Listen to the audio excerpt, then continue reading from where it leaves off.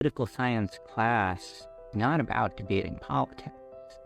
And often people who have never been in a political science class think we sit there debating, what should the speed limit be, or who should we elect in the next election. That's not it at all. We're talking about the texts, and we're talking about the ideas and how they relate to each other. Welcome to the Civic Agora, a podcast from the Stanford Civics Initiative, where we discuss ideas on democracy and citizenship. Hi, everyone. Welcome to a new episode of the Civic Agora. I'm your host, Javier Mejia. And today I have the great pleasure of being with Brian Coyne. Brian is a lecturer in political science here at Stanford, and he's also a member of the faculty steering committee of the Stanford Civics Initiative. We're going to be talking with Brian about civic education and public reasoning. Brian, how are you? Thanks, Javier. I'm doing great and happy to be here with you on the Civic Agora. Thank you. I'm very, very happy that you're joining us. And I would like to start our conversation by asking you about your life. Mm-hmm. So I know that you're from New Jersey, right?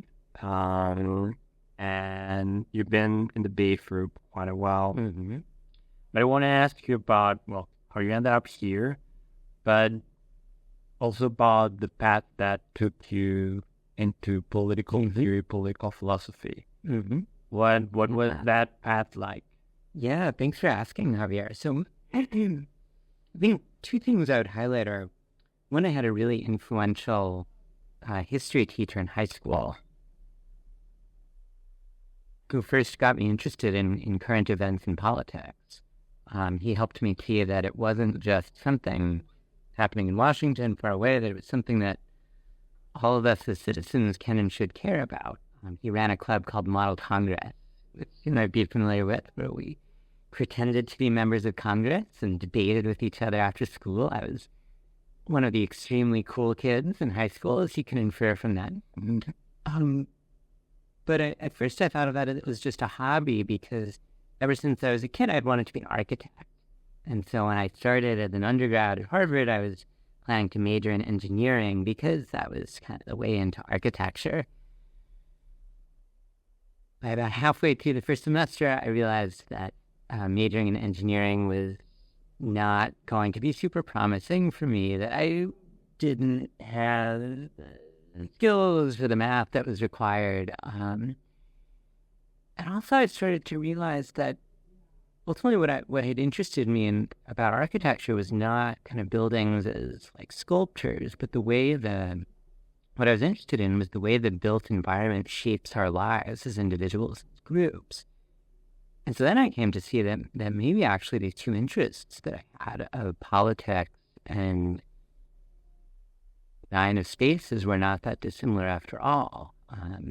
Often we talk metaphorically about politics as the kind of architecture of societies, but I think there's something to that. These are all in phrase the basic structures that shape our lives, in the way that the shape of a street or a house or a city can shape our lives. Those are the physical structures, but laws are structures as well. And so that shift ended up feeling less like a shift than I realized at first. I didn't quite know that I wanted to go into academia at the time, but by about halfway through college, I had realized that I really loved universities, and I loved learning. And I still remember when I found out that you could get paid to go to graduate school. It was so exciting. And so I've been in academia ever since. Yeah, it's funny that people frequently talk about how nice working environments are these big tech campuses, that they have big long tables and volleyball courts and so on. We have that in many universities, probably not in all of them, but and I think we forget about how privileged we are, right? Yeah, and to be part of an organization, a community that is dedicated to thinking about these interesting questions is it's an amazing privilege, and it's grateful to be able to be part of a university, not just for 4 years, as I thought initially, but as a career. That's fantastic. And let me use this interest that you have described for communal structure, if you want, to ask you about a paper that you wrote that I want to make sure that I have the title right here. It's Factual Disagreements and the Possibility of Public Reason.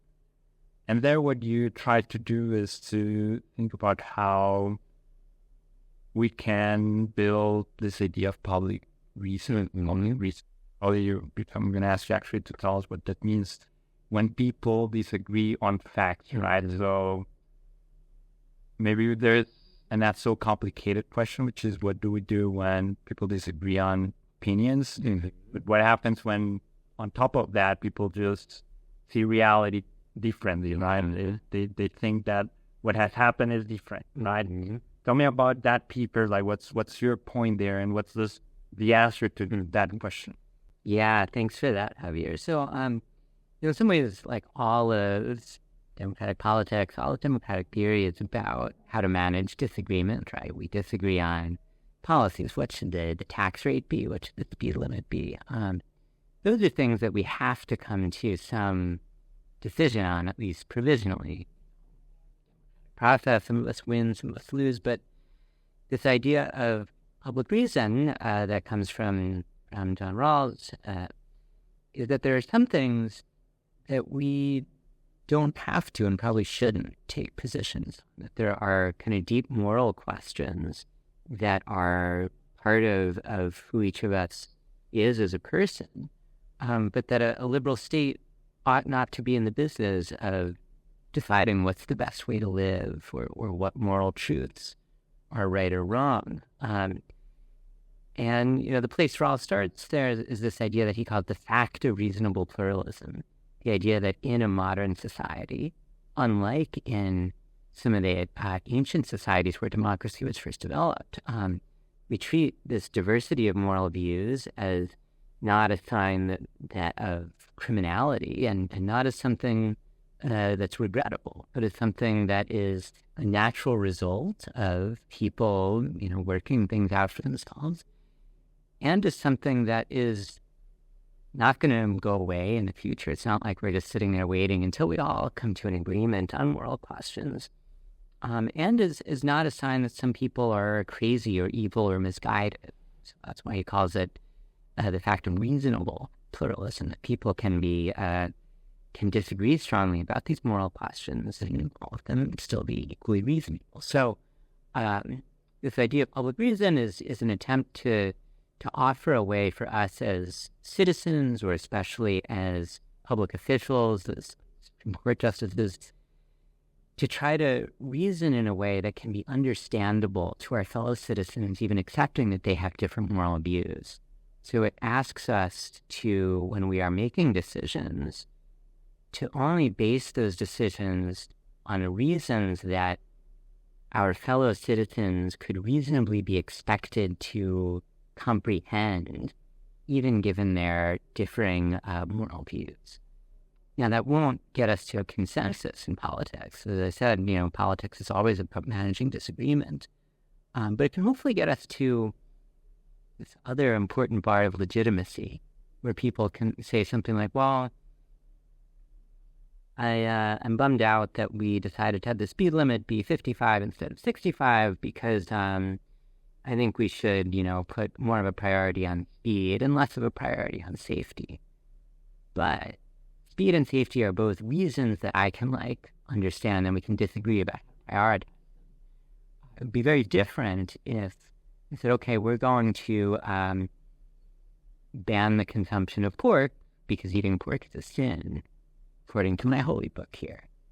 That would be something that someone else who has a different religious or moral view would be totally outside the box. Outside the box, exactly. And so public reason asks us to do this kind of act of sympathy, I guess, and say, okay, well, how would things look from the point of view of...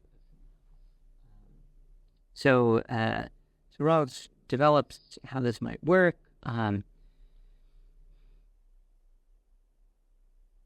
But it also doesn't talk much about this, because I think he didn't see it as a big problem. It kind of assumes that we're going to agree on what the underlying facts are. If we agree about the facts, and those can be kind of the shared foundation on which we have differing ideas about the normative views or the moral questions.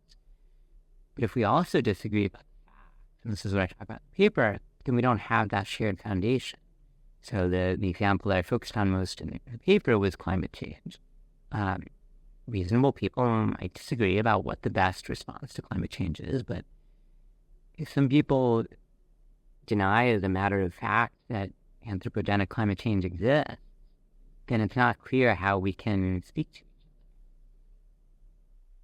other. So that's why the paper is about are we coming up against the limits of this possibility of public reason?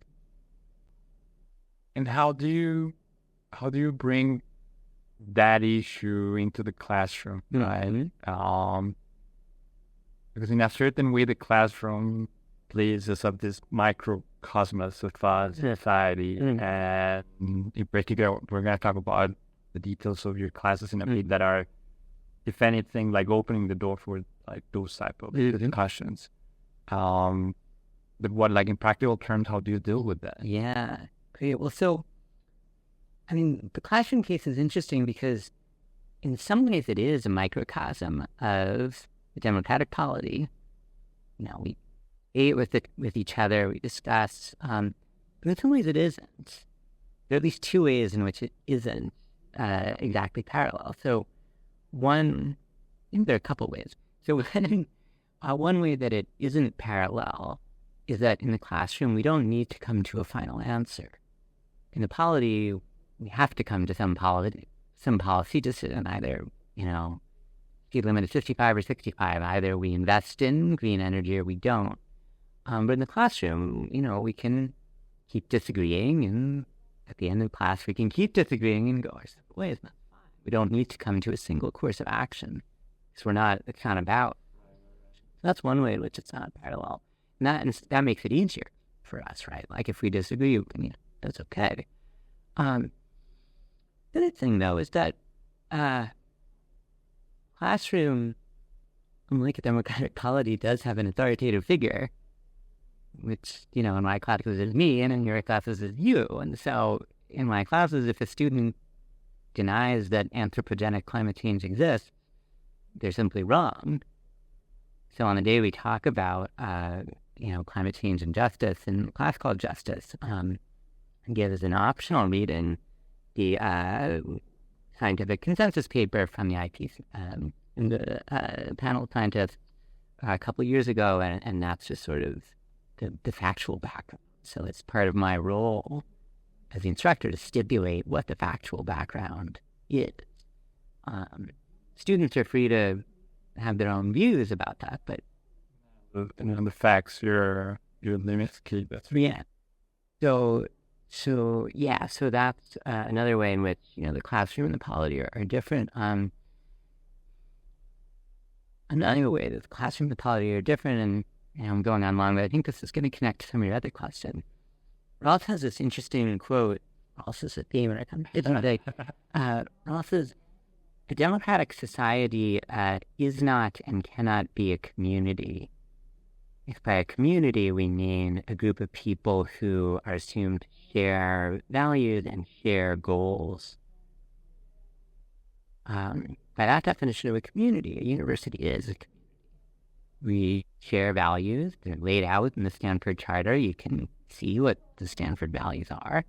And we share specific goals. So if someone is acting contrary to the Stanford values, well, fundamental standard comes in and they get in trouble. If someone is acting contrary to the Stanford goals, well, at minimum, if they're a student, they aren't going to get a very good grade. So that kind of shows how we have a different relationship to each other in a classroom and in a university than we do as co-citizens. Okay, that's very interesting. And I'm curious about this hierarchical role in the classroom that you described. And I want to ask you about how you bring that role into action in other type of settings, right? So, because for me, it seems very reasonable that it can be, you can use your authority to clearly define what are the facts, limit the conversation. But also you want to, I guess that at some point, leave some space to allow the conversation to take place, right? Because otherwise the discussion then, like, I mean, if it's like a fully authoritarian figure, then there's no space for discussion, right? And I'm curious about how you deal with decisions that try to close the door to the conversation itself, right? The type of approaches of people saying, you know, this type of conversation is offensive in a certain way that reasonable people wouldn't agree, but still it's a fairly aggressive way of approaching the thing. What's the way in which you deal with those type of situations? That is simply bringing up the, like, it's authority enough in those contexts. How do you deal with those things? Good. I mean, so in part, you know, I don't want to overstate the authoritarian side of my teaching. But part of an instructor's role is to set the tone and the values of, you know, the shared thing we're doing together, class. And one of those values, which is always implicit and often made explicit in the syllabus on the first day, is that we have shared norms of respect for each other, that we are obligated to treat each other with respect and dignity and so forth. And so, you know, that's on me to establish and to maintain that over the course of the quarter. The other thing I'll say, though, is that even a political science class, this connects back to what I said before, is not about debating politics. And often people who have never been in a political science class think we like sit there debating, you know, what should the speed limit be, or who should we elect in the next election. That's not it at all. We're talking about the texts, and we're talking about the ideas and how they relate to each other. And so honestly, the scenario that you are raising of someone being angry, offended about the conversation has, I think, never occurred in my classes, because, you know, people are rightly passionate about different interpretations of Rawls passages or Locke passages, but never quite to the point of being offended by it. So it's never, should our society adopt, you know, justice is fairness? What's Rawls saying here, and how can we understand it? How does it relate to this other thing that this other author said last week? That's the kind of question that we talk about in political science classes. And so once again, it's different from the kind of questions that we talk about as co-citizens. Right. That's interesting. I think that says a lot about how in the public opinion, universities are portrayed as this indoctrination center. Yeah. There's actually, most of what we do is have reasonable conversations about ideas, and the conditions are in general fairly appropriate for those discussions. Right? Yeah. And I want to ask you now that we're getting into the details of your teaching about one of your courses, that it's Citizenship in the 21st Century. Yeah. Well, I'm going to ask you about some details of that, but one thing that I'm particularly curious is about the 21st century part of it. Yeah. Why is that necessary? And I guess the question there is, how is different the role of a citizen today than it was the 19th century or ancient Greece? What do our students need to know about citizenship that it's particular of this historical context? Yeah, great. So I guess one thing I'd say is a cool thing about doing this at Stanford is we have a long history of teaching classes on citizenship. We found in the archives this wonderful essay from a long defunct off-campus publication about the new class on citizenship that was being rolled out in 1923. And what's really interesting is the history professor who wrote it says, like, well, we all know there's all this wild stuff happening in political affairs and global affairs, so clearly our class has to respond to that stuff. And he said, like, you all know what it is. I don't even have to lay it out. You have to, remind yourself a little bit, but, thinking about the stuff that was happening then. So World War I had just happened, and many Stanford students fought in it. Some had died. American women had just won the right to vote. The monarchical systems of Europe had just, collapsed at once. You had the Russian Revolution. You have, massive increase in inequality in the United States. So all this stuff happening, and the class, tried to respond to those specific things. So likewise, our class today is trying to respond to specific issues that are out there. So, we talk about why people might be attracted to authoritarianism. We talk about this question of how to do democratic citizenship under conditions of deep diversity, of religion, of ethnicity, of moral views, political polarization. We talk about how to manage new technologies as part of citizenship. So a good class on citizenship, there's always an implied, in this century. It's not like a physics class where you're studying something that's been there, forever. So that's part of it. The other thing I'll say is, these citizenship classes went out of fashion for good reason, because the old ones were all sort of, let us now revere the greatness of this parade of dead white men from history. We don't do that anymore for a variety of very good reasons. And so there's something a little bit, the title strikes some people as like a throwback. Citizenship, Israel. Very. But kind of consciously, we want to reclaim it, and we want to establish a way of thinking about and teaching and doing citizenship that is has room for being critical, has room for a diversity of voices, that isn't just let us now revere the greatness of these past writers and thinkers. So a metaphor that we use in the class is that citizenship is a rough draft.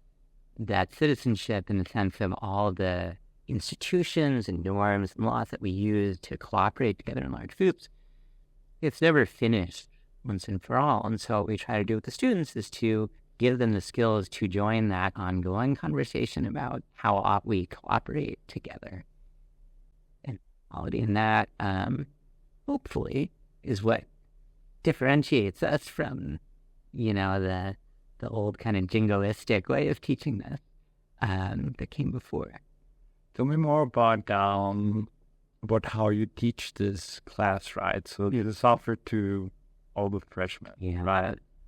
And that applies pretty diverse background, right? How do you deal with that? How do you talk to this creator genius on that? Yeah, great. And so one thing I should say, just for context, is I am teaching this class, but it's not my class. This is something that really the whole university is creating together. This is a program that, as you said, all freshmen eventually are going to be taking. And so the curriculum, the syllabus, the readings, all of it is created through a big, complicated, multi-stakeholder process. And so I don't want to overstate my role in it. But certainly everyone who's thinking about this class is thinking about the question that you raised on, when we teach political science classes, we don't really think about this, but we have students who have chosen to be in a political science class. Teaching a required class is different. And so, one thing that we think about when we're thinking about designing curriculum, thinking about how to teach at a day-to-day basis, is how to make the case that citizenship is not just some is not just underwater basket weaving, some idiosyncratic thing that you might be interested in, but is not relevant for most people. So in part, we refer back to the values of Stanford. As I said, Stanford,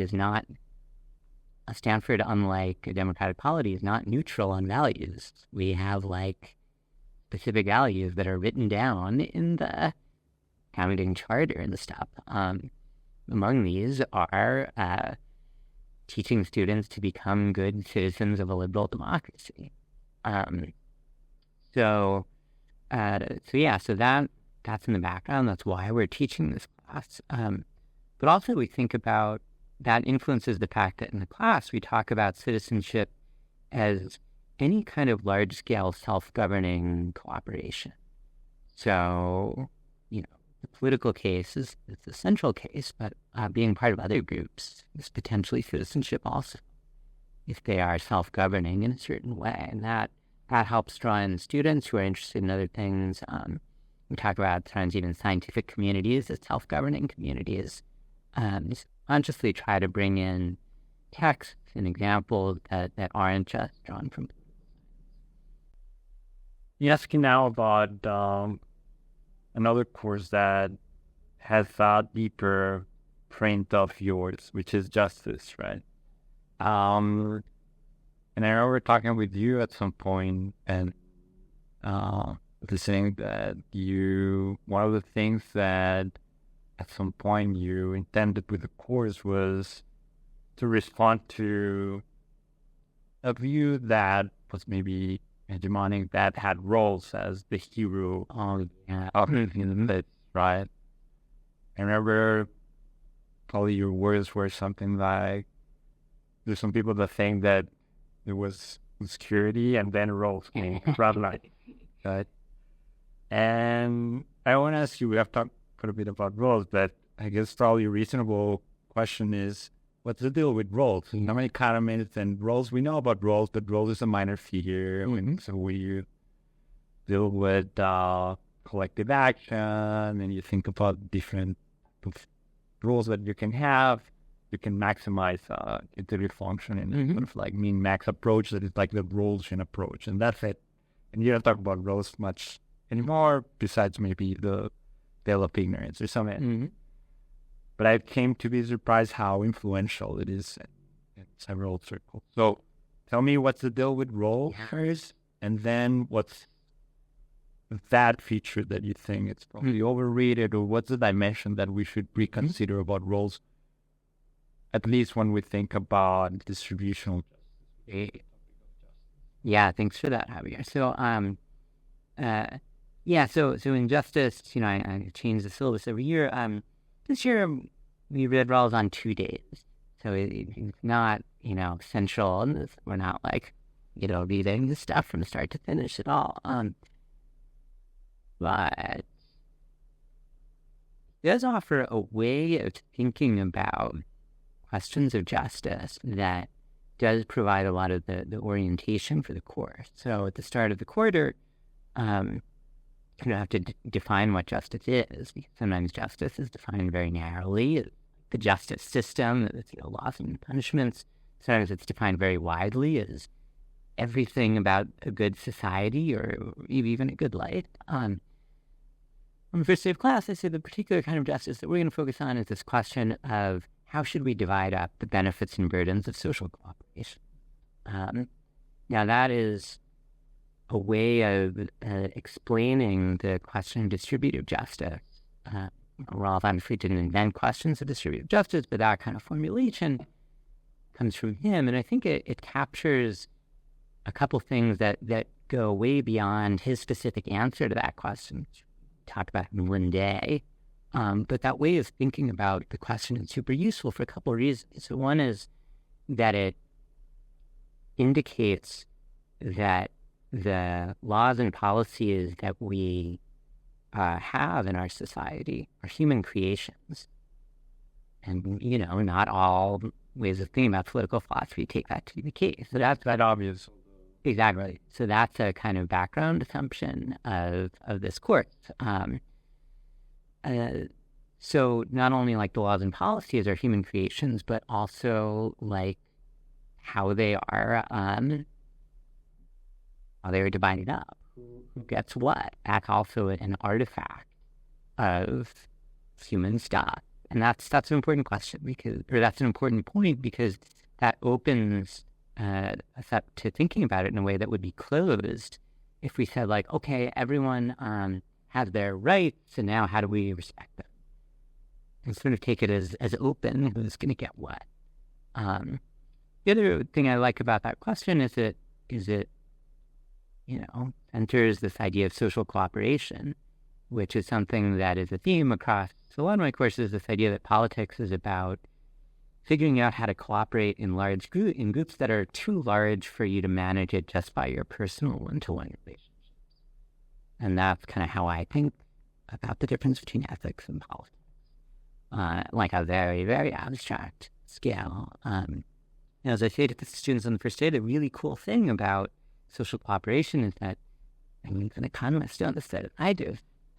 When we cooperate, we produce not the sum of what we could produce individually, but much more. And then we have this interesting question of how do we divide up those extra benefits that only exist because of our social cooperation. It's true that it's not an obvious way of thinking about the problem, and although economics we talk regularly about inequality, just framing it as the fact that cooperation has just benefits and costs. Yeah, it's a completely different approach, but it's exactly at the core of the issue. Exactly, and the reason that I like that framing as opposed to the is inequality good or bad framing is, I think the latter framing is inequality good or bad. I think it kind of presupposes libertarianism, right? It presupposes that like the distribution that exists whenever you happen to snap your fingers is like the kind of conceptually privileged one, and any departures from that must be justified in a really strong way. Whereas, saying said, okay, if we're going to cooperate, how should we divide up the benefits and burdens? That takes it as more open. Right. It makes immediate libertarian, like distribution, like assignments, about like acceptable eventually, at least part of the card. Exactly. And so, like, a critique that Nozick, libertarian, makes of Rawls, he says, Rawls is imagining the state as like giving stuff out to people, like a parent distributing presents to children, and they can do it equally or unequally. I think it's actually Nozick who makes that mistake. Nozick forgets that almost everything we have only exists in the first place because of social collaboration. Right. Now, once we have this question of how should we divide up the benefits and burdens of social cooperation, libertarianism is one possible answer. So the course doesn't like presuppose that libertarianism is false, but it also doesn't presuppose that it's true. I want us to talk much more about that, but I would like to, probably what we should do is have an entire conversation about distribution justice. We'd love to do that. I would like to close, to find a way to close the conversation, connecting it with the beginning and the anecdote you mentioned about your high school teacher who makes me think about the role of mentors, right? And I personally have learned a lot from you. I'm honored to hear that. Happier. And I would like to hear about how you think about that role as a mentor. Because teaching, in addition to going there, give a lecture and transmit knowledge to these young, fertile minds, comes with probably these extra responsibilities. And you have mentioned some of this already, in the sense of defining the tone of how the conversation should take place in the room and how you're responsible for the safety of the support students and so on. But how do you think about that role and that responsibility? I think of mentorship is really central to my role as a lecturer at Stanford. In some ways it's kind of just continuous with what we do in the classroom. So, we talk as a group of 170 justice, and then on a good day, a couple students will come at the end of class and ask questions. Right before this conversation and then office hours. So that's always part of it. And sometimes when students say, I didn't understand this, for all on the first reading, I must be not fit for political being. No. First, if they wrote this really hard, it's okay, everyone has trouble understanding them. And then I say, there are multiple parts to a class on purpose. There is the reading you do independently. There is lecture, there's section, there's office hours, and all of these together are part of how we understand this hard stuff. And so it's not a surprise or a knock against you if you don't fully understand it after having only done one of those. So mentorship, in the sense of individual conversations with students, is a part of teaching. I'm also really lucky to get to sometimes help students on standard projects like theses. I worked last year with the Center for Ethics in Society, and so I got to be there as students took their senior honors theses from ideas to perspectives, which was really exciting. And that's one of my favorite parts of this job. Thank you. I mean, thanks for that, and thanks for sharing that spirit. That's one of the things that I've learned from you. Right? I think that's a certain way in which you're being a mentor, more broadly, speaking. So I appreciate that. And I appreciate your time and very kind approach to our chat. We'll have to meet again to talk about inequality and distributional justice. And Javier, thank you so much for inviting me on the podcast. It's a pleasure to talk and a pleasure to get to be part of this amazing project of Civic Agora. No, thank you. See you soon. Hey. Thank you for tuning in today to the Civic Agora, brought to you by the Stanford Civics Initiative. Don't forget to stay connected with us on YouTube and Spotify, where you can discover more podcast episodes and gain access to additional information about the Stanford Civics Initiative. I'm your host, Javier Mejia. Feel free to follow me on Twitter at Javier Mejia C and connect with me on LinkedIn as Javier Mejia Cubillos. Until next time, stay engaged. Thank you and take care.